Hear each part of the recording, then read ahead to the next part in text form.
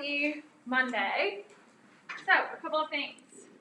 On Friday at 5 p.m., that is the last day to withdraw from all fall courses. If you are currently not passing, you are going to get an email from me. You may alternatively look at the grades page, and it will tell you whatever the letter you are currently earning is.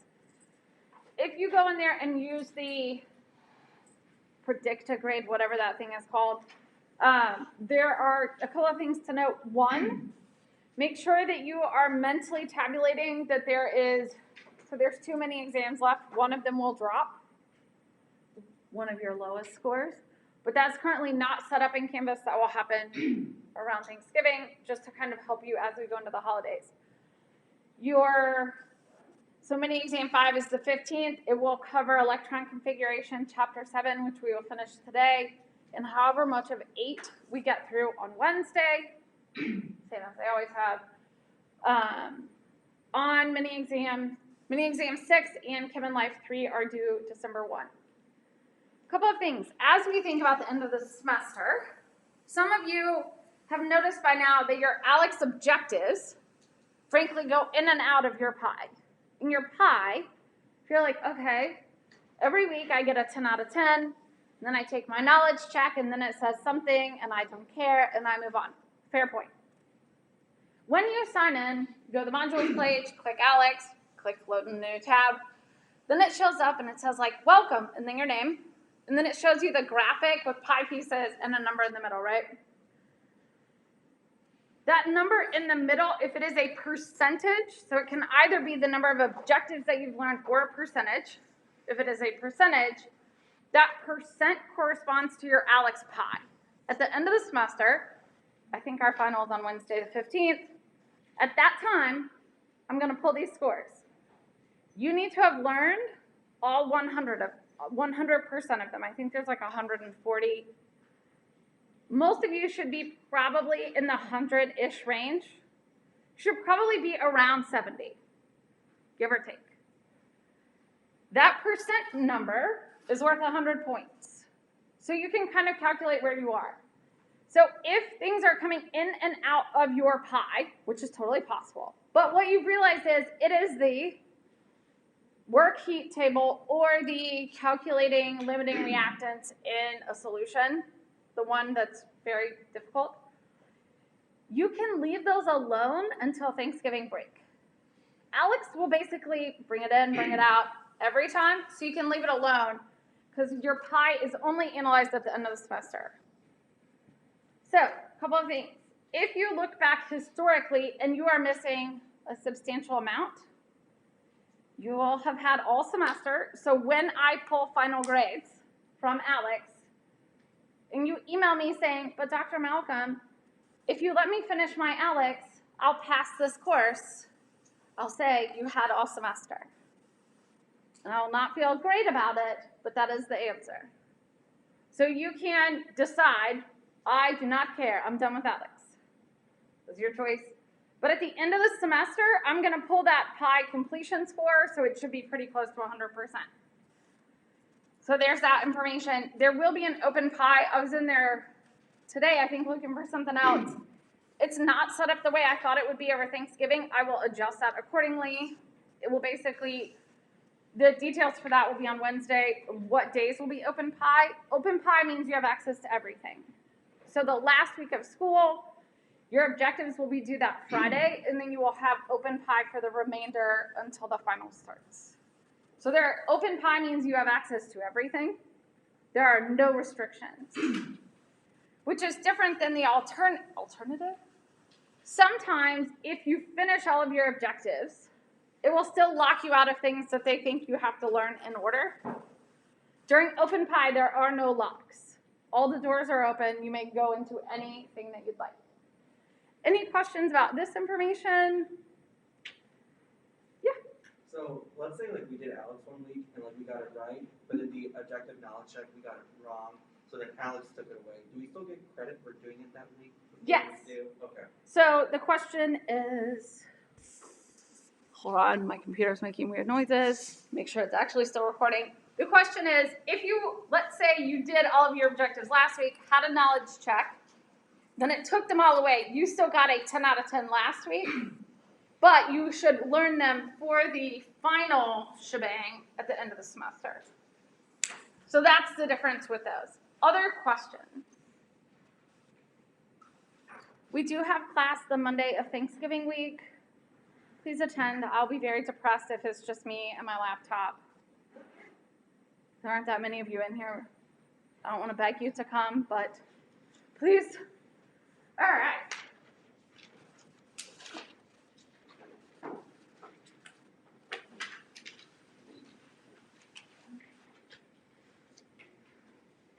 Well, that clock is correct, right? Yes. In my other class, the clock did not change with the time trends. So I walked in and immediately thought we were supposed to be done. It was very confusing.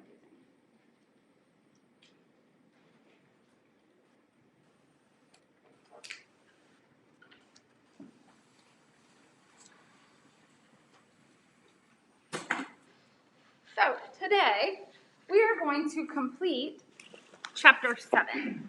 Chapter 7 is periodic trends. I don't care about that. Where's marker? So when we start to think about periodic trends, on Wednesday we talked about Z effective. We talked about Z effective not for a long time, but for a while. Because the effective nuclear charge controls most of the trends we're going to talk about today. So as we continue to think about atomic size, ionization energy, electron affinity, many of those trends are due to the Z effective. Z effective is the effective nuclear charge. So how much of the positive nucleus any given element feels. So first, we're going to talk about atomic size. So when I think about an atom, in my mind, what I picture is a round sphere that has hard edges. I don't tend to think about something that's squishy, something that could, in fact, interact with another element. We know that elements interact together to make molecules. In Chapter 7, we're going to talk about periodic trends. In Chapter 8 and 9, we're going to take those structures, those compounds we've heard about, and figure out how to draw them in 3D. So we know that two atoms come together to make a bond. A bond involves the two atoms interacting with one another. So when we think about this, the atoms have rough edges that can either interact in a positive interaction to give you a bond, or a negative interaction to not give you a bond. So there are two types of radii that we want to focus on today. So the first of which is van der Waals.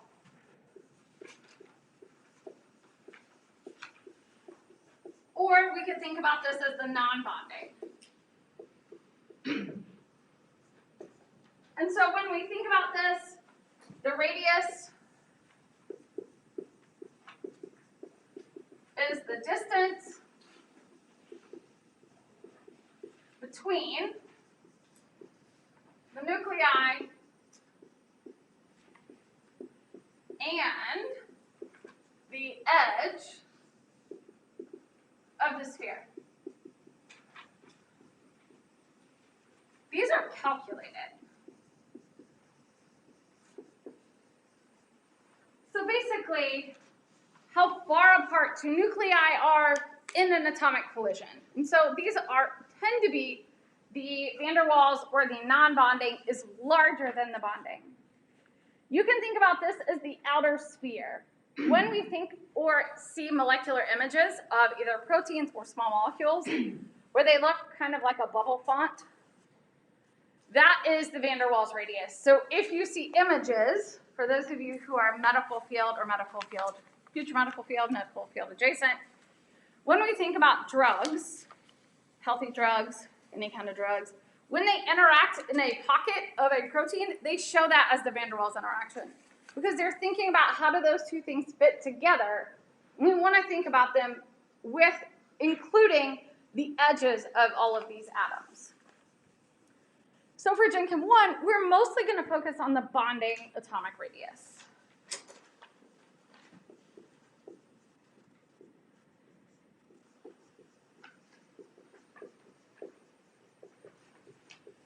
So the bonding atomic radius is half of the bond distance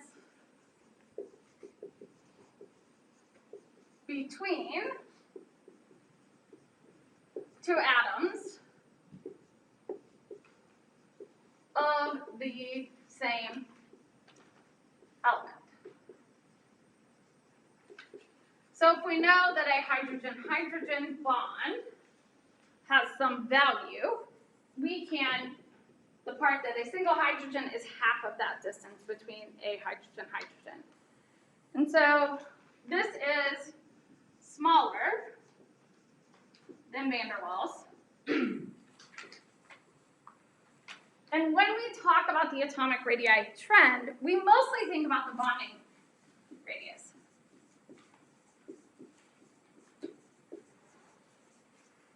And the other thing that we want to know is that the bonding radius is typically reported in angstroms.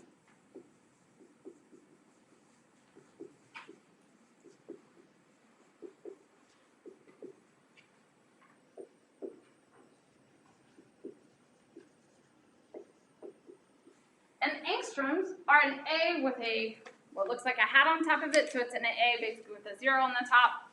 And it is a unit where 1 angstrom is equal to 1 times 10 to the negative 10 meters. So it is between nanometers and picometers. And it allows us to say that these two elements are 5 angstroms apart, or 15 angstroms apart, as opposed to 1 times, or like 2.5 times 10 to the negative 10 and 14.5 times 10 to the negative 10. We have a hard time thinking about those values when they're exponents. This has been true with atomic mass units or any of the other interestingly defined units, a mole, such on. This value, you're like, oh wow, do we gotta memorize that? No. If you look at your mini exams on the formula sheets, this value has been in there, we just haven't used it yet. It is the same thing, you can think about it like microns or nanometers or picometers. It's just a different one of those things. What questions do we have about radii or angstroms thus far?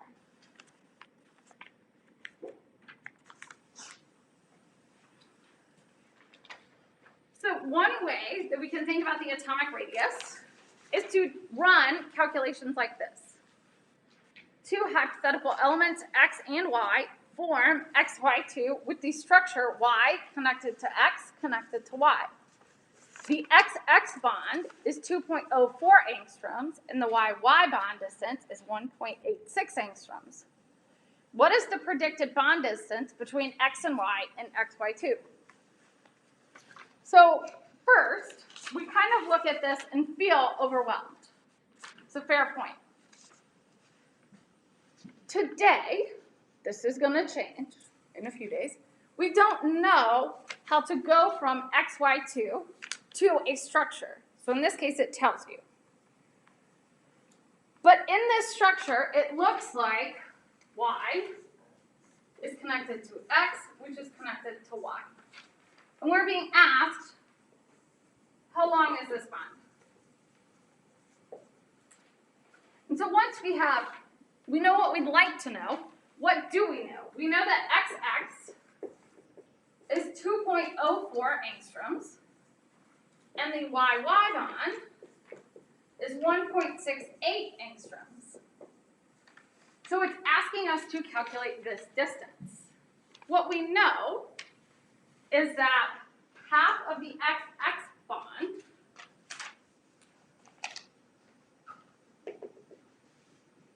so half of this value tells you how much corresponds to the X.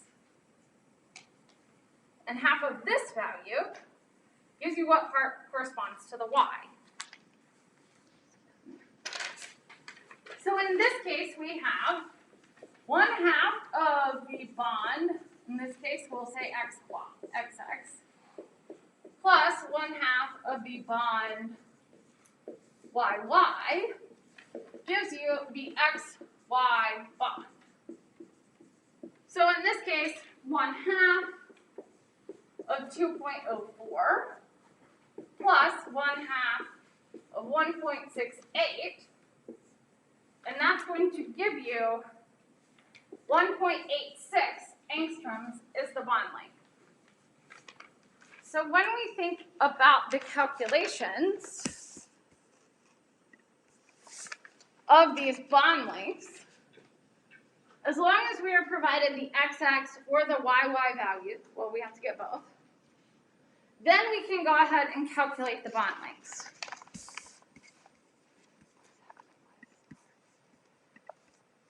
Wi-Fi. Questions?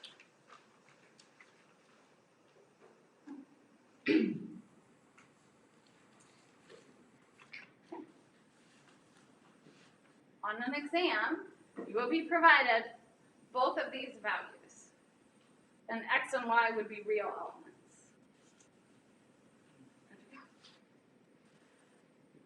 So once we can use this number, the other thing that we can do is we can actually think about the trend. So it turns out that kind of like the effective, the atomic radius has a trend. And so if we think about our periodic table, we have that it decreases as we go across, and it increases as we go down.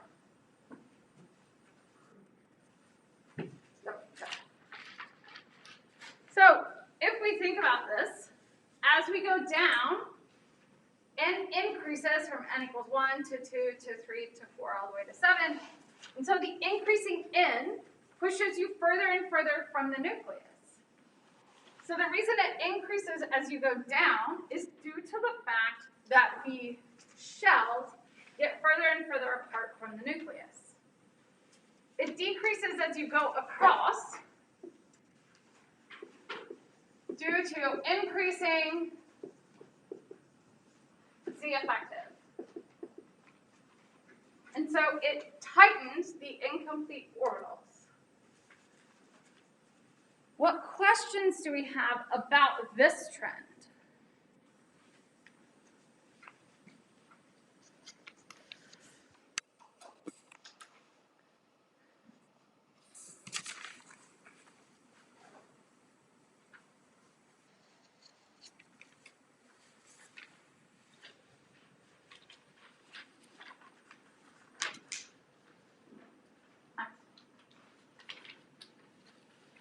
So we can think about the atomic radii. We are also going to think about the ionic radius.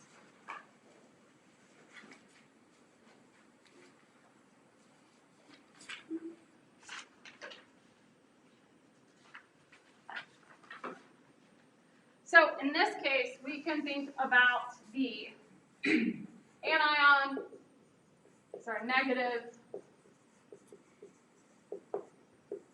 These have a larger radius than their parent ion or their parent atom.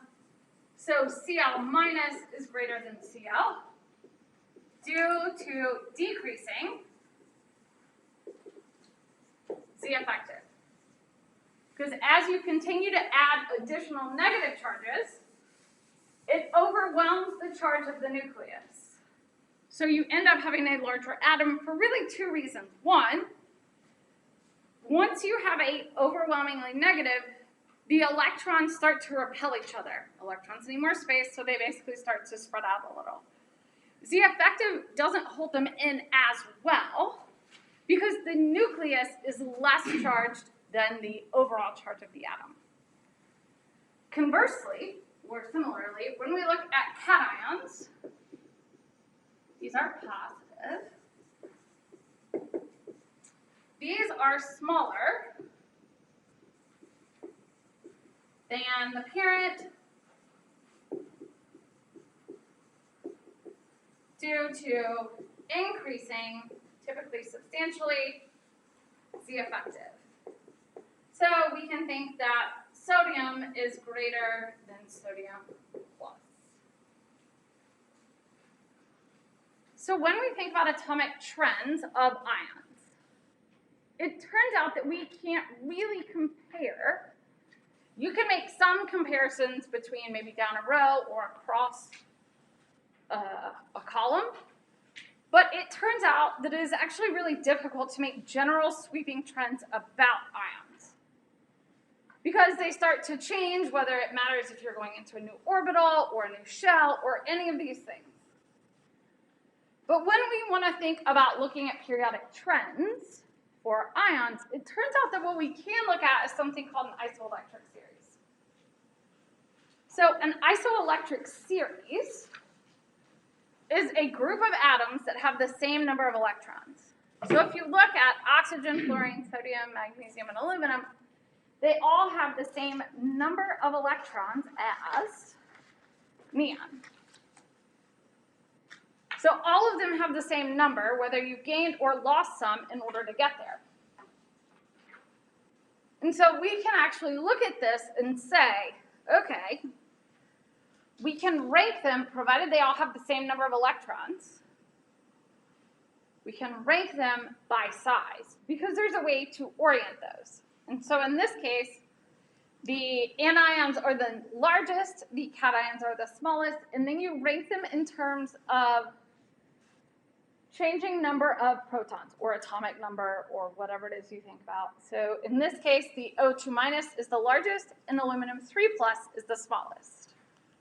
The nuclear charge and or the number of protons, those are the same.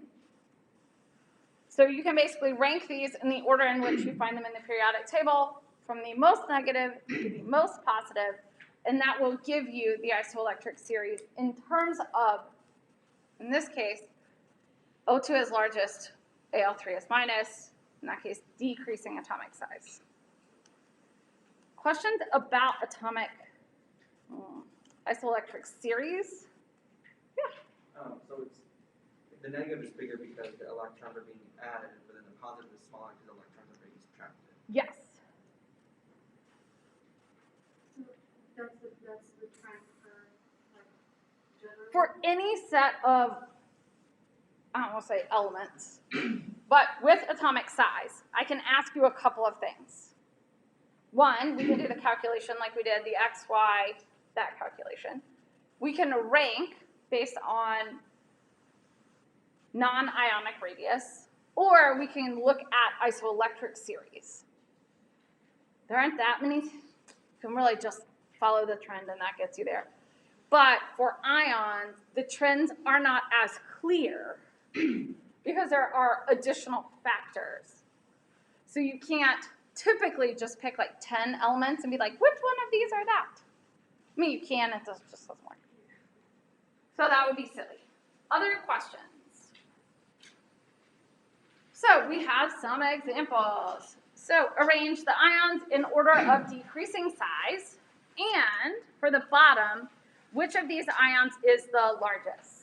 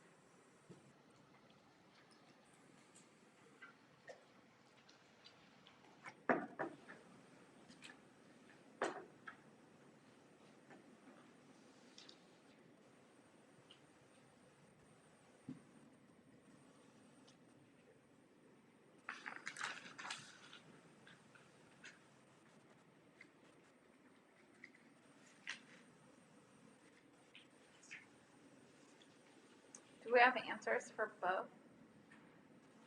Excellent. So in the first series, which of those elements is the smallest? I feel like I think I heard calcium 2+.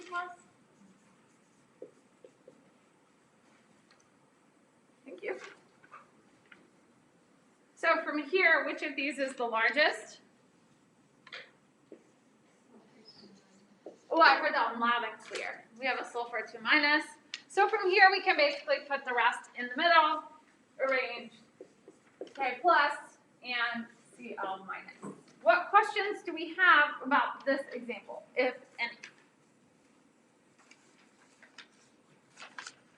should be written like that if we were to get asked this question on exam. It should be written like that.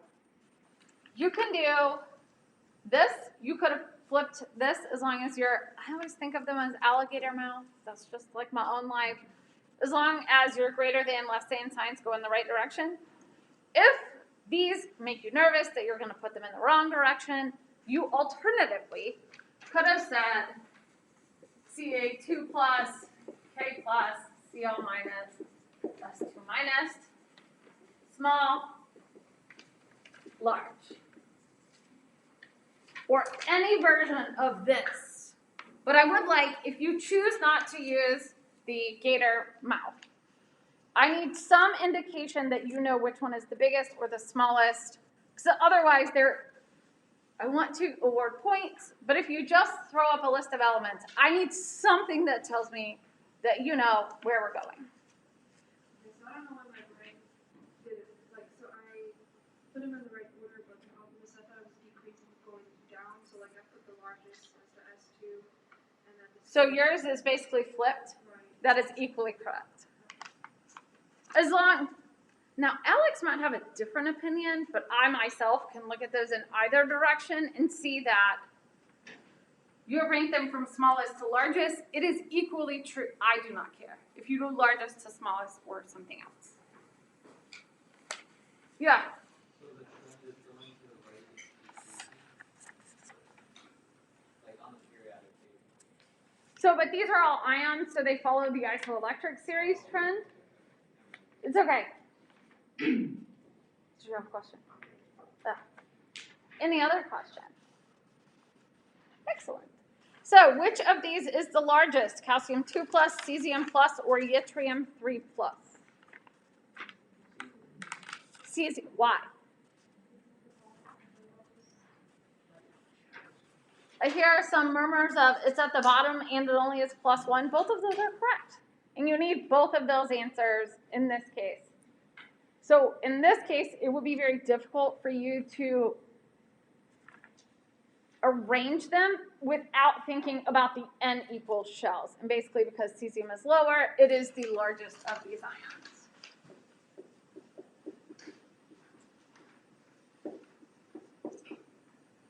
Any other questions about atomic radius, ionic radius?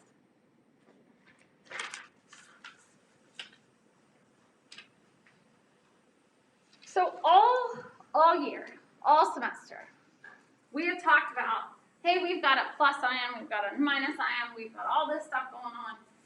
So we now know, starting from last week, where the electrons are. 1s, 2s, 3s, 3p, etc. So the question becomes, when you make a chlorine minus or a lithium plus or anything else, where do the electrons go? Or where do they come from? So in electron configuration of ions, they are added to create this. Electrons are removed in reverse order from arrival, which is different than like a stocking of like groceries or other perishable goods. It's usually first in, first out. In this case, it's last in, first out. So basically, because we add them in order, the one at the outermost region is the easiest to remove. And so when we add electrons, they are added into the outermost orbital because they're available. I just wanted to comment, this works really well with your bus seat example. Yeah. Most things, I've worked really hard on the bus seat example. It only falls apart when people are like, I've never been on a bus. And in that case, it's a little bit. So in this case, the electrons are added or removed to create an ion. So if we think about lithium, it is 1s2, 2s1. For lithium plus, we're going to remove the outermost electron, which gives you 1s2. Now, it is unnecessary, in my opinion, to write 1s2, 2s0. We're going to assume that orbitals not shown contain no electrons. If you write this and it's asking you for this information, I will accept it. I make no promises about Alex. That's an aside. So if we think about, we want to add an electron, so let's look at oxygen, which is 1s2, 2s2, 2p4. And in this case, we're just going to make O minus, not O minus 2. In this case, we're going to add one additional electron. It is going to go in the p orbitals. So it's 1s2, 2s2, 2p5. Because this is just a single minus, oxygen almost never makes that, so it would in fact usually make a minus 2. In this case, there's that.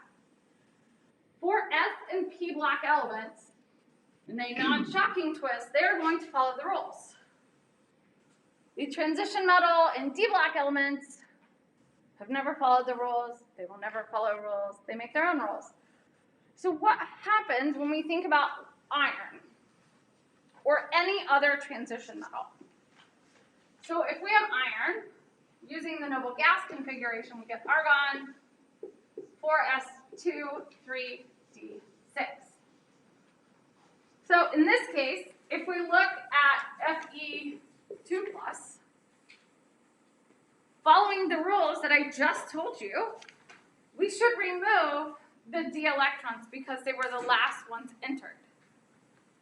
It turns out that we're going to remove the s electrons in transition metals first.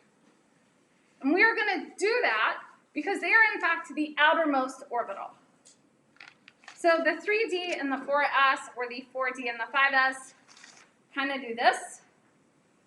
And when you start taking stuff away, the 4s is further out. When you add stuff, the 4s, you arrive at that first. So in this case, we get argon 3d6.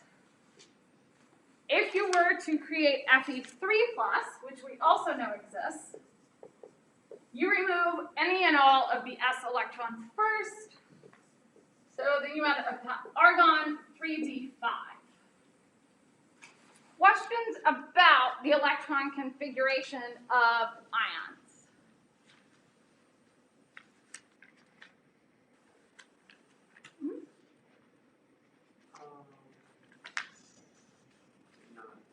Sorry, I'm thinking my question through.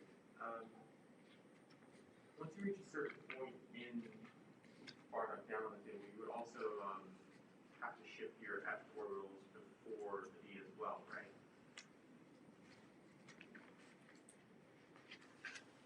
Like right now you put 4s and then 3d. Is there, I'm kind of a little slow here at the moment, but. So are you talking about if you were to remove electrons? I'm asking if, like, say you go, like, 2 rows down, and then you're in, like, the 5D block. Would you be putting, like, 6F or something there? You should, if it is present, yes. But I think the electrons still come from out of the s orbital first. Okay, but if the n number on the F block would happen to be higher than on the D block, would they come out of the F block first as well? But that's, Or is that just completely That's- not well, no. You're overthinking it. Okay. So in that row, you would have the 6s, followed by the 4f, followed by the 5d. Okay. So in that case, you would remove them from the outer N shell, which would be the 6s, followed by the d. Once you ripped out all those electrons, then you could go to the f. Okay. Because that N value is N equals 4. Right. So they are buried, they basically have gone into the inside once they have been filled. Right. Okay. Other questions? We have some examples. I will wander to assist.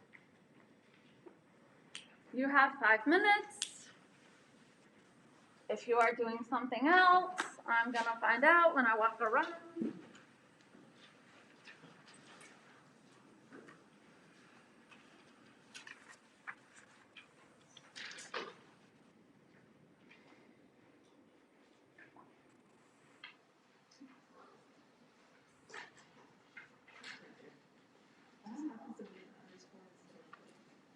I'm guessing that that was what I didn't realize it needed to be passed on.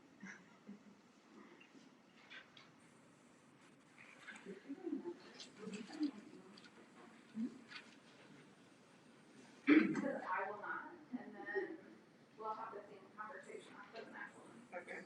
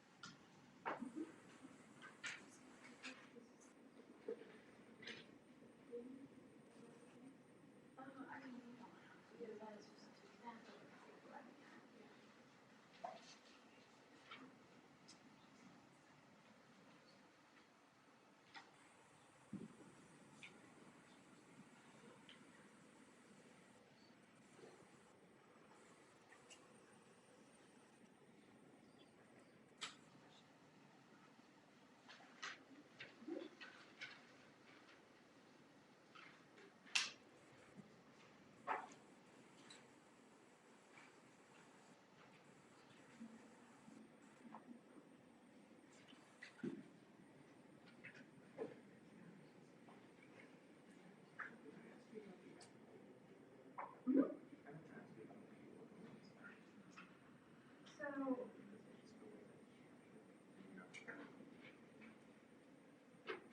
but you would never, so if you were to look at like lead PD, which is H2, which has P of electrons. So you would remove from the P first. But you can't remove from somewhere you want. So you remove from whatever shell you're in, but the only difference is that if it's transition metal, you remove from S or so if you had lead 4, you would remove the 2P, 2 elements in the P, then the F, then back to the 2.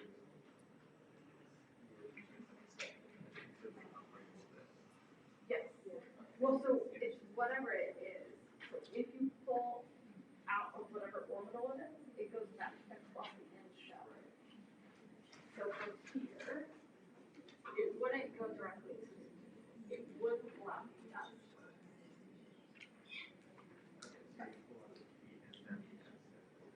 Yes, but there's physically a limit to how many you can remove before the load ends. So you, more often than not, don't go from one shell to another shell to another. Only really in the deep electron. Yes. So those are the S orbitals because they're the outer.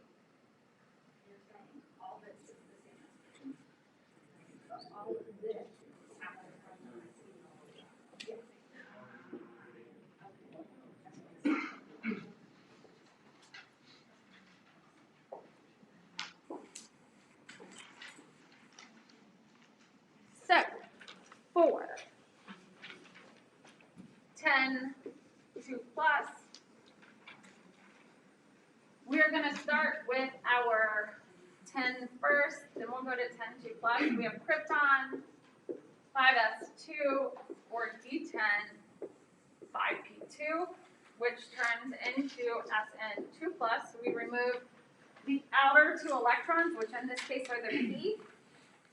So it's krypton, 5s2, 4d10. Not really a zero. What questions do we have about 10 2 plus? So if we look at fluorine,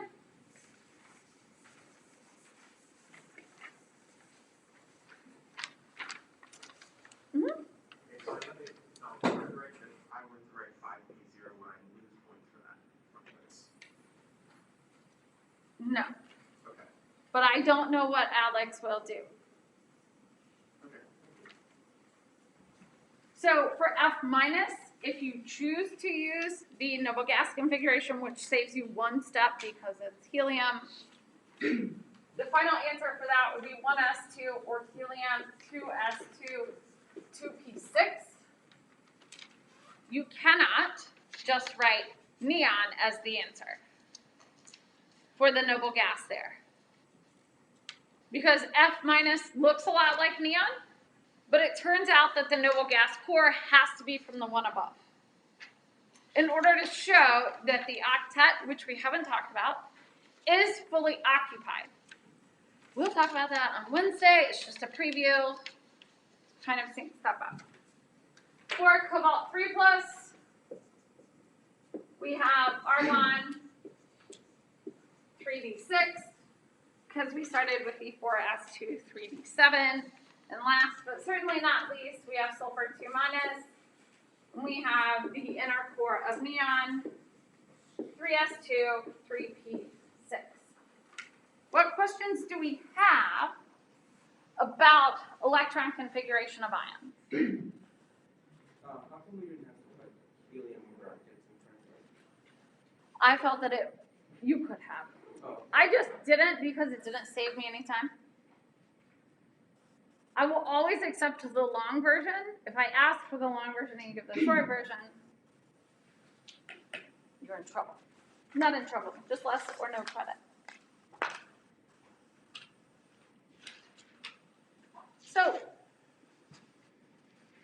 the next trends, ionization energy and electron affinity, are the next two we're going to talk about. So this is really about the ability to create an ion. So in this case, electron affinity is the ability of an atom to accept an electron. Ionization energy is the ability to remove an electron. One thing we should know is that we can remove an electron from any element. We can. It's pretty easy. You just remove them, just like we talked about, the outermost orbitals first. Now, one thing that may or may not, you might not have thought about, is how hard it's going to be to remove an electron at any given time. So, the question about ionization energy is how much energy is required to remove a single electron. So this, where it says ionization energy determines how much energy it costs to create a negative ion, that should say positive because we are removing electrons. So on slide, what number is that? 20, second bullet point, scratch out the word negative, make it into the word positive. Otherwise, when you look at this later, you'll be like, this doesn't make any sense, which is what I thought too when I read it. So ionization energy is the ability to remove one electron at a time.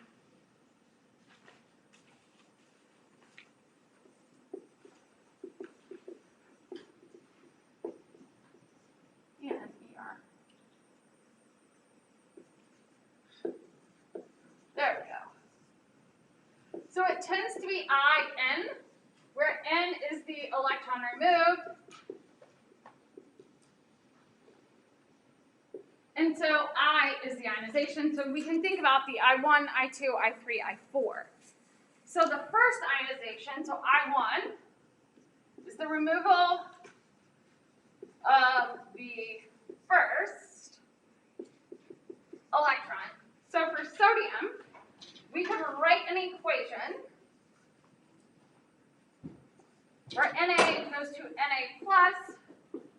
plus 1 E minus. And the ionization value here is given as I1. I2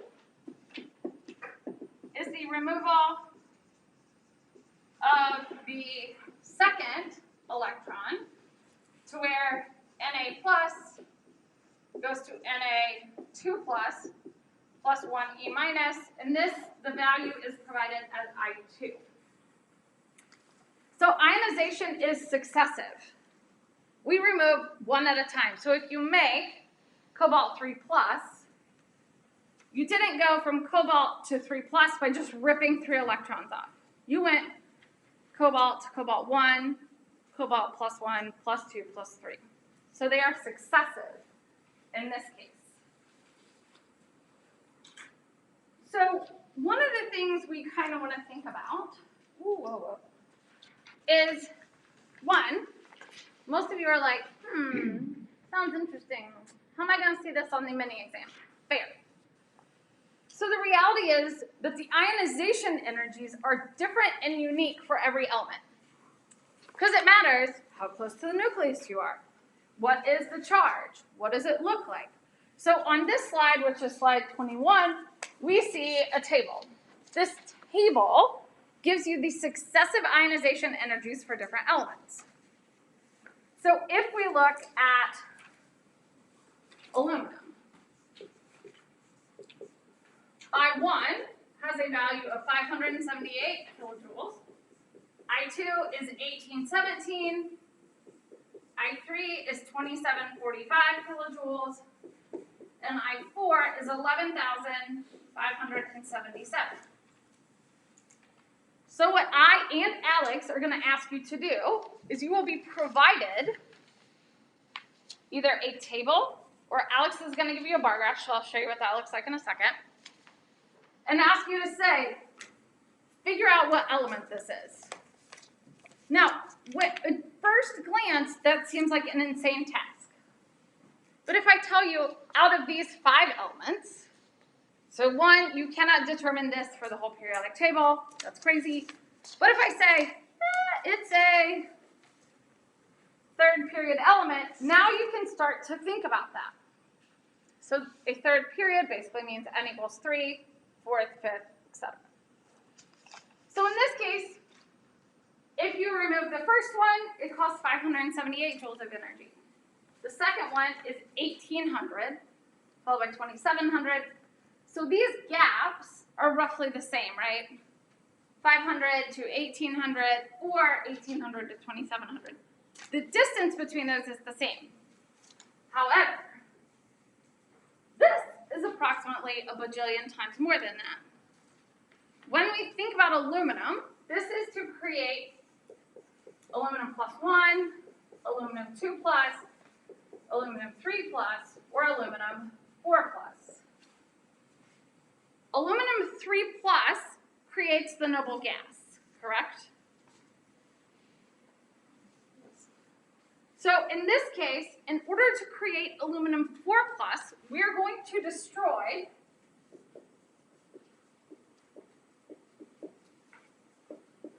the inner core. So once we break the core, it is substantially more energetically expensive. So we will be able to look at this information in a table. It turns out that Alex is going to give it to you as a bar graph, which would look something like this.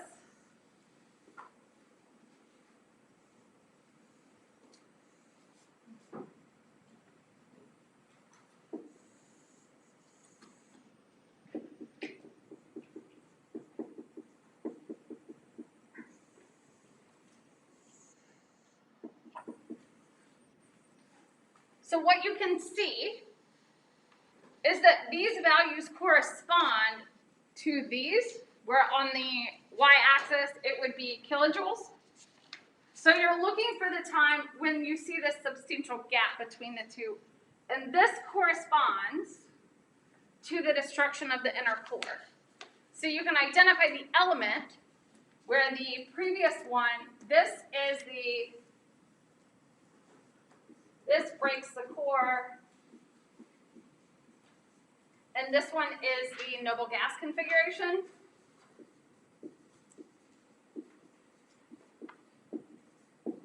Any questions about this?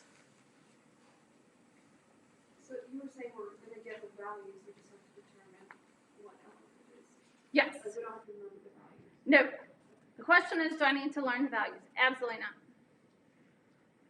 You should be able to either, from a table like this, as long as you have a selection, or in Alex, it will give you a bar graph. And it'll say which elements to select from. And so you're just looking for the big gap. There's an example problem at the end. That will give you a little bit more like, oh, okay, yeah. Good question. Other question? So as far as the inner core is concerned, is that just perhaps when you reach the next noble gas configuration, which is at 3+, that would be removing the entire previous S orbital as well, correct? Well, but the aluminum 3+ is the noble gas configuration of neon. Right, but I'm just trying to make sure I understand. So Al4+ destroys the inner core, and that's why it has so much more energy. But what I was thinking is, would it also not require a lot of energy to break up the filled S orbital? It does, but we only see that if you're moving from a far out p orbital. So you can see that in some of these, there is more than one gap. So in that case, if you look at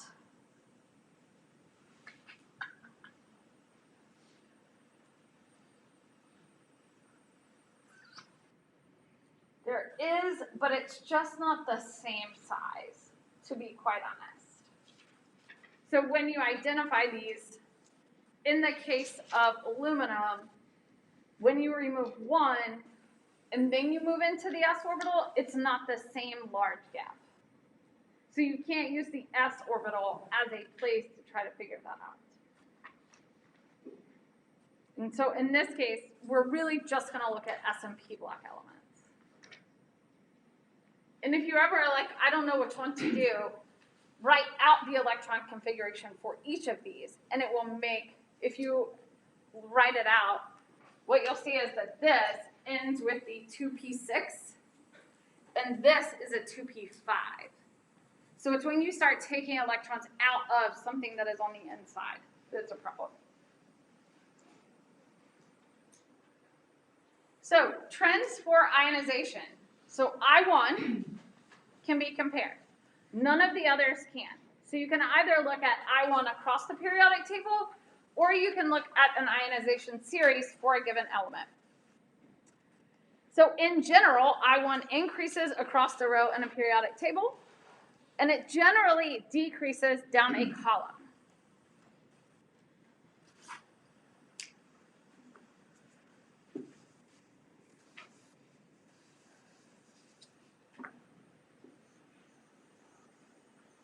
So we see general decrease, you see an increase as you go across. A couple of things. If you look at the D block elements, so this, you can see that they're all roughly the same. But they're all roughly the same because you're removing the same electrons out of the s orbitals as you go across first. And these are the first ionization energy. So the ability to go from n element to that element plus 1. A couple of things that you'll notice is that there are a couple of places that don't follow the trend. In this case, if you look at nitrogen, phosphorus, arsenic, antimony, etc., those are the half-filled p orbitals, right? And so they are slightly more stable. It is easier to remove an electron from oxygen because when you do that, it will get to half-filled p orbitals, which is more energetically favorable. Now, it doesn't really want to give up its electron. It's just easier for a given value of easy. So in general, when you rank these, you're either going to be asked to rank I1 for a given set of elements, or I'm going to ask you to identify the series, or we can write an equation. here are two examples.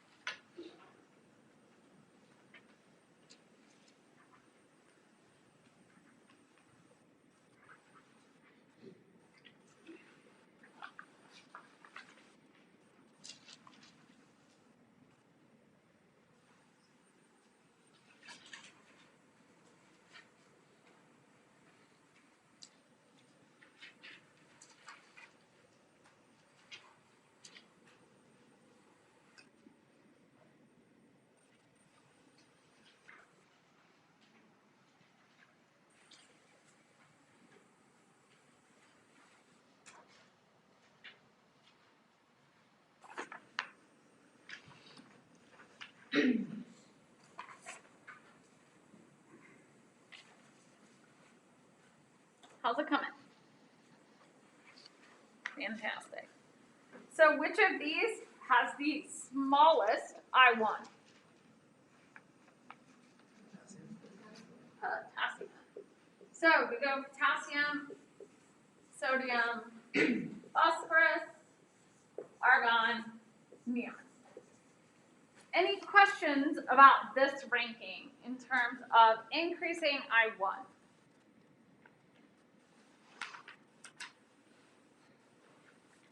So the second question asks to write the equation for the fifth ionization of potassium. So at the beginning, this feels like it's a really complicated, difficult question, and like there's some insane trick with this. Not really. So when it is the fifth ionization, it is the removal of the fifth electron. So you are making the element to be +5. Or if it's the third, or the 12th, or the 100th, if it's far enough down. So in the terms of potassium, we are making K5 plus E minus. So we only can remove one at a time. So it is the K4 plus goes to potassium 5 plus an electron. These are in the gas state. I do not really care about that, but this is true for anything. So whatever the nth ionization is, that is the plus of that element on the product side of the equation. Any questions about that? The generation of this equation. Yeah. We don't have to do like this, one for like potassium, the one, and then to just write like the end. It's only asking about that one in this case. So your option would have been, if that got you to the right answer, that is a correct methodology. But you don't need to show that. You could just do this one or anything else. Good question. Yeah. Going back to the first question, The first one or part of the second one? The first one. Mm-hmm. Down in the notes in there, it goes that it decreases count columns. Is that just sort of, am I supposed to have a table on hand for the potassium being greater than, or being less than? No, sorry, I'm confusing myself again. I understand. In that one, you just rank the periodic table, but the difficulty would be to try to compare all 5 at once. So I would only compare ones that are in the same region. So potassium and sodium are both on the left, and we know that it decreases as it goes down. So potassium has to be smaller than sodium. Right. Phosphorus lives between the two. We just plop it between both sets, so it goes in the middle. And that's how you would look at those.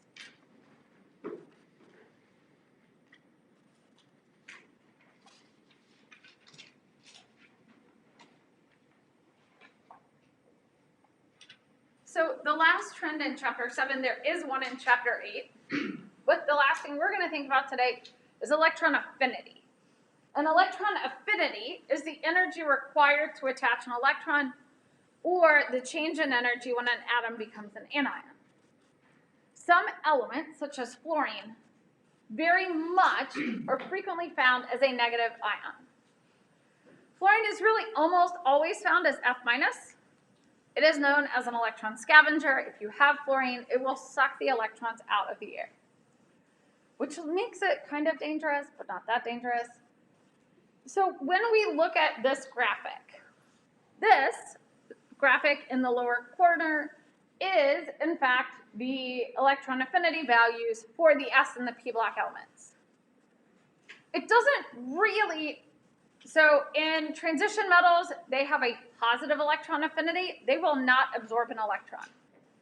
A positive electron affinity, so if we look at argon plus E minus to give us argon minus, this, in this case, the EA is greater than 0.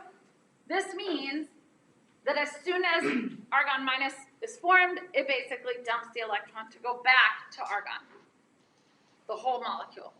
So anything where it is greater than 0 means that it will not accept an electron. So if you look at the trend, it generally increases across a row and is kind of the same as we go down. With electron affinity, it's important to note where there are violations. As with ionization energy, nitrogen, phosphorus, arsenic, and antimony don't really follow the trends. So nitrogen is greater than 0 due to the fact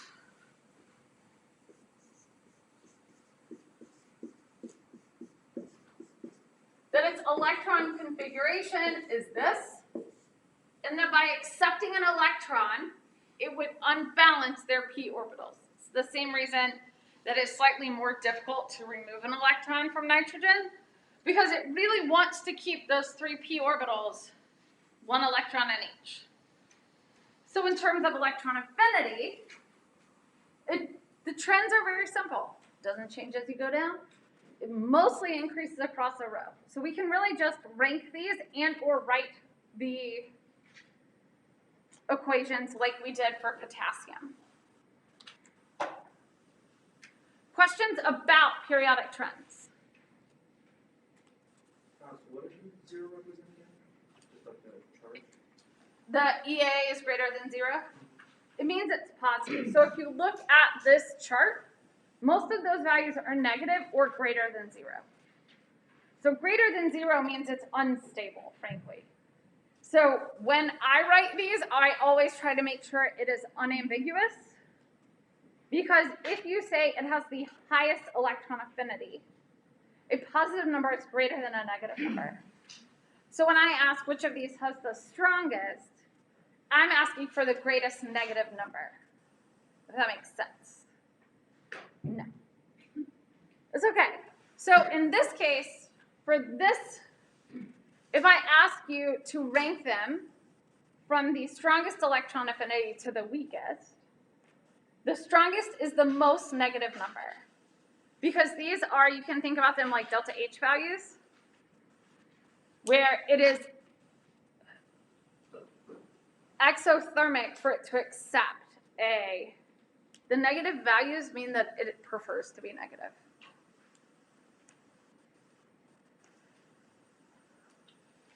After this green slide that says examples, there are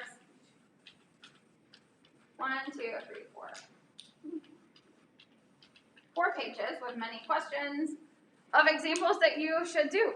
We will go through these, provided the majority of you have solved these in your own time on Wednesday. Any other questions, comments, concerns? Fantastic. So I do have your